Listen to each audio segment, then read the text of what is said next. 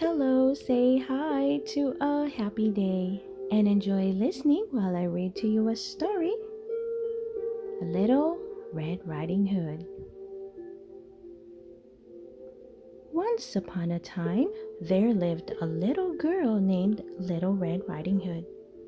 She was called that because she loved to wear a hooded cape of red velvet that her grandmother had made for her. One day, her mother said, "Come, Little Red Riding Hood, your poor grandmother is ill. I need you to take this bread and cheese to her. Remember, you must stay on the path and go straight there." Little Red Riding Hood put the bread and cheese in a basket and set off to her grandmother's house. Her grandmother lived on the other side of a nearby wood. As she was going through the wood, Little Red Riding Hood met a wolf. The wolf took one look at Little Red Riding Hood and thought how tasty she looked. But he didn't dare eat her because there were some woodsmen nearby. "Good day, little maid," said the wolf.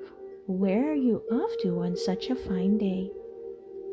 Little Red Riding Hood, who didn't know that it was dangerous to talk to the wolf, said, "I'm going to see grandmother. She isn't well, so I'm taking her this bread and cheese." "Where does she live?" asked the wolf. "Why, just through the wood under the 3 oak trees," replied Little Red Riding Hood. The wolf thought for a minute and then said, "See how pretty the flowers are about here? I'm sure your grandmother would love to see them." Little Red Riding Hood looked at the flowers and thought, "Maybe I should take grandmother a fresh posy. She'd be so pleased, and it is early in the day, so I will still get there on time." "That's a good idea," said Little Red Riding Hood, and she ran from the path to look for flowers to pick. Meanwhile, the wolf ran ahead along the path to grandmother's house under the 3 oak trees and knocked on the door. "Who is there?" asked grandmother. "Little Red Riding Hood," replied the wolf, imitating her voice, "with bread and cheese." "Come in," called out grandmother. "I am too weak to come to the door." The wolf lifted the latch and went inside. He ate grandmother in one mouthful. Then he put on a set of her night clothes and a nightcap, lay down in her bed, and drew the curtains so that the room was quite dim.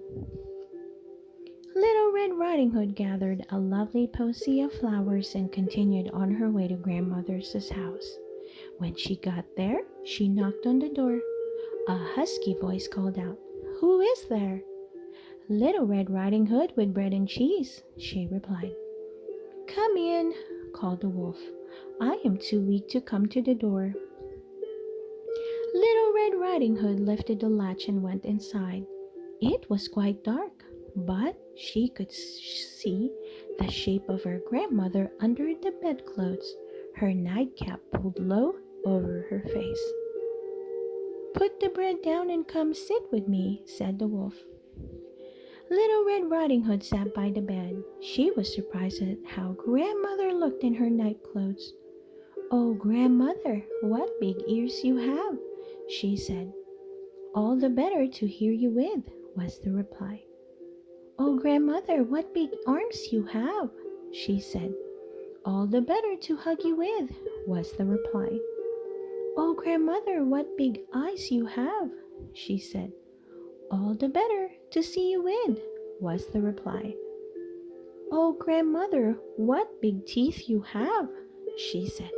"All the better to eat you with," was the reply, and the wolf bounded out of bed and ate Little Red Riding Hood in one mouthful.